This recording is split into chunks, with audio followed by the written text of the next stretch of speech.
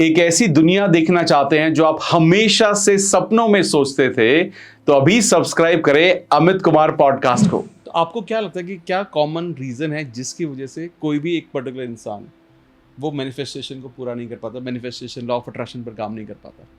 सबसे बड़ा रीज़न तो है डाउट। ओके, डीप पर अनकॉन्शियस लेवल पे कोई ना कोई नेगेटिव बिलीफ, लिमिटिंग बिलीफ पड़ा है उस गोल को लेकर के। जो आप देखें, कई लोग कहते हैं ना कि मेरे लिए तो अट्रैक्शन उल्टा काम करता है। ये उल्टा इसलिए काम करता है कि आपने एक ऐसा गोल तय किया है जिस गोल पे आपको पूरा विश्वास नहीं है। और अब अट्रैक्शन के नियम में क्या है कि आप जितनी बार विजुलाइज कर रहे हो, आप सिर्फ गोल को विजुलाइज नहीं कर रहे हो, आप उससे जुड़ा हुआ जो डाउट है उसे भी विजुलाइज कर रहे हो। सो जितनी बार आप अपने गोल को विजुलाइज कर रहे हो, एम्पलीफाई कर रहे हो, आप अपने डाउट को भी एम्पलीफाई कर रहे हो। So that is going to obstruct your success. तो गोल ऐसा सेट करना चाहिए जिसके प्रति आपका 100% फेथ और विश्वास है। तो सबसे पहला रीज़न तो सेल्फ डाउट होना या फिर एक लिमिटिंग बिलीफ होना, ये सबसे बड़ा कारण है। दूसरा, प्रोसेस सही नहीं होता कई लोगों का। जैसे आप अगर विजुलाइजेशन करते हैं तो visualization is not day dreaming. कई लोग डे ड्रीमिंग को विजुलाइजेशन कि मैं दिन में आराम से बैठा हूँ कि ओहो लॉटरी लग गई है, गाड़ी आ गई है, बंगला बन गया है, विदेश यात्राएं हो रही हैं। This is not visualization, right? This is day dreaming. ये वो मुंगेरी लाल के सपने हैं। तो डे ड्रीमिंग से कुछ नहीं होगा।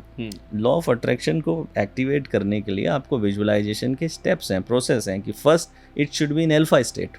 अगर आपका ब्रेन अल्फा स्टेट में नहीं है तो बिना अल्फा स्टेट या फिर थीटा स्टेट भी चलेगी, लेकिन इन दोनों के अलावा आप अगर बीटा स्टेट में विजुलाइजेशन करते हैं, वो विजुलाइजेशन किसी काम का नहीं है, वो सिर्फ फैंटेसी है, डे ड्रीमिंग है। सो डे ड्रीमिंग से कोई रिजल्ट नहीं आता है, उससे सिर्फ डिसअपॉइंटमेंट आएगा लाइफ में और कुछ नहीं होने वाला है।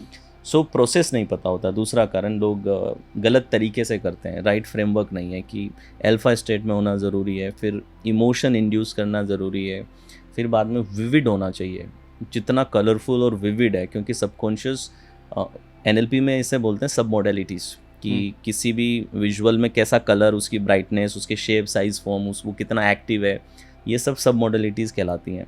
तो सब मॉडलिटीज़ अगर स्ट्रॉन्ग नहीं है तो सबकॉन्शियस इंगेज नहीं होता है उसके अंदर। तो सब मॉडलिटीज़ स्ट्रॉन्ग होनी चाहिए, इमोशनली प्रोवोकिंग होना चाहिए, सिर्फ इमेज नहीं होनी चाहिए, एक्शन ओरिएंटेड, आप कुछ एक्शन लेते हुए होनी चाहिए उसके अंदर, तब वो काम करेगा।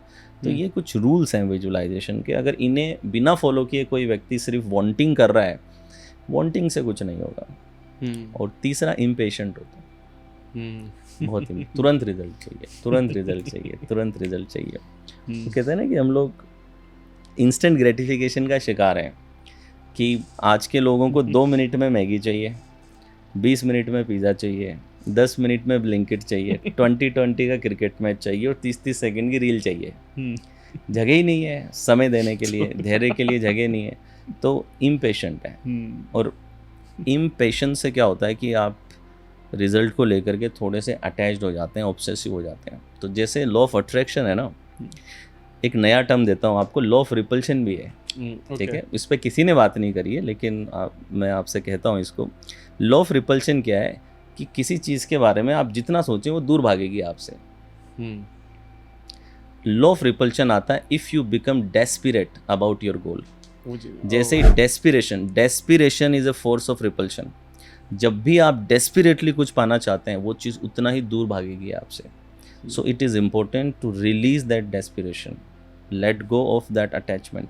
वो जब तक आप नहीं करेंगे, तो आपने कई बार नोटिस किया होगा कि जब हम किसी चीज़ को डेस्पिरेटली चाहते हैं, यार ये तो हो ही जाना चाहिए, ये तो हो ही, कि आप जैसे यूट्यूब पे भी हैं कि ये मेरा ये वीडियो वायरल होना ही चाहिए, होना ही चाहिए, होना ही चाहिए, वो नहीं हो रहा होगा। और फिर आप एक पॉइंट आएगा जब आप रिलीज़ कर देंगे, सब कुछ छोड़ देंगे, and then you will suddenly see कि अब चीज़ें हो रही हैं।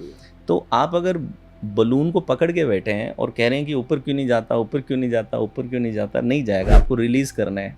सो it is important to release the desire. और जब तक if you are desperate about it, you are holding it, so वो रिलीज़ नहीं मिल रहा है। तो अगर रिलीज़ नहीं करेंगे तो अट्रैक्शन एक्टिवेट नहीं होगा। बहुत सारे लोग जो मैनिफेस्टेशन की जर्नी में वो प्रोसेस फॉलो कर रहे हैं, जो आपने बताया, प्रोसेस फॉलो कर रहे हैं, थॉट्स, बिलीफ सिस्टम को भी चेंज कर रहे हैं, इमोशंस भी डालने की कोशिश कर रहे हैं, बट उनका जो गोल है वो थोड़ा बड़ा है।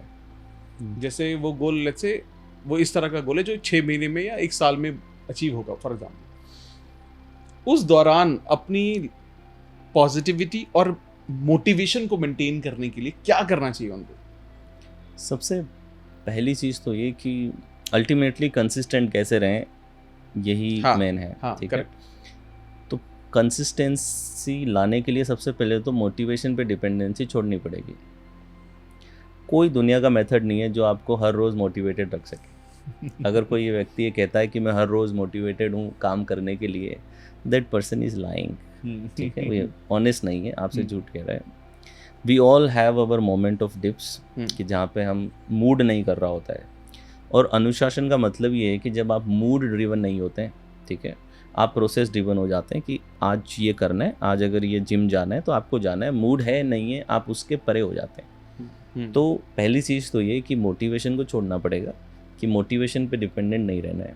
हाँ, लेकिन आप अपने माइलस्टोन्स ऐसे तैयार कर सकते हैं कि छोटे माइलस्टोन्स में डिवाइड कीजिए। जैसे कि मुझे किताब लिखनी है, ठीक है, तो मैंने अभी तक 10 किताबें टोटल लिखी हैं, जिसमें से 8 किताबें ऐसी हैं जो 6 महीने में लिखी थी मैंने, जिसके लिए मुझे वर्ल्ड रिकॉर्ड मिला।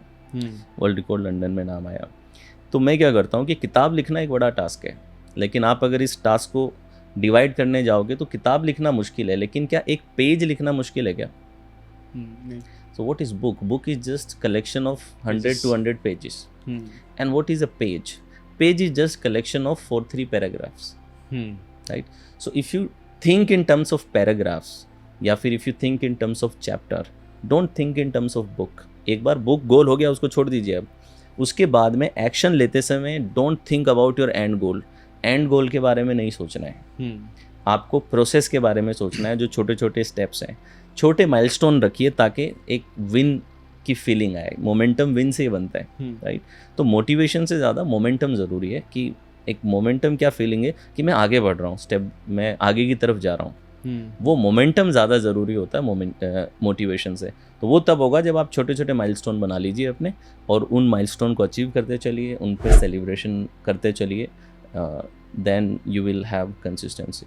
अगर आपको पॉडकास्ट की ये क्लिप बहुत अच्छी लगी तो आप यहाँ से इसके कंप्लीट पॉडकास्ट को भी देख सकते हैं।